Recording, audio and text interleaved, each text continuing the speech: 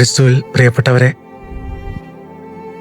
എല്ലാവർക്കും ഇടമുള്ള ഒരു ദൈവഭവനത്തെയാണ് ഇന്നത്തെ വായനകളൊക്കെ നമ്മളെ ഓർമ്മപ്പെടുത്തുന്നത്.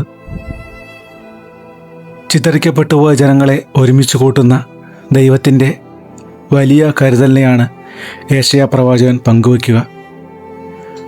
ജീവിതത്തിൽ വീണുപോയവനെയും മാറ്റി നിർത്തപ്പെട്ടവനെയൊക്കെ കരുതാനുള്ളതാണ് നമ്മുടെയൊക്കെ ജീവിതം എന്ന വലിയ പാഠം യെശയ്യാ പ്രവാചകൻ പഠിപ്പിക്കുന്നുണ്ട്. തന്നോട് ചേർന്ന് നിൽക്കുന്നവരെയൊക്കെ തിരുത്തുന്ന ദൈവത്തെയാണ് ഹെബ്രായർക്കുള്ള ലേഖനം നമുക്ക് പരിചയപ്പെടുത്തുക. ജീവിതത്തിൽ സഹനങ്ങളും പ്രതിസന്ധികളും ഉണ്ടാകുമ്പോൾ നമ്മെ കരുതുന്ന, തിരുത്തുന്ന ഒരു ദൈവത്തെ കണ്ടെത്താനാകണം. സ്വർഗരാജ്യത്തിലേക്കുള്ള പ്രവേശനം ഇടുങ്ങിയ വാതിലൂടെ ആണെന്ന് ഓർമ്മപ്പെടുത്തുകയാണ് സുവിശേഷകൻ.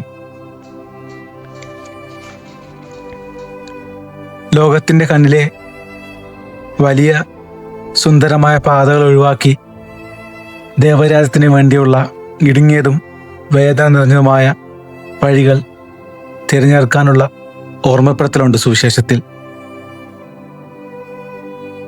ഇന്നോളം ദൈവം നൽകിയ വേദനകളൊക്കെ അവൻ്റെ സ്നേഹമായിരുന്നു.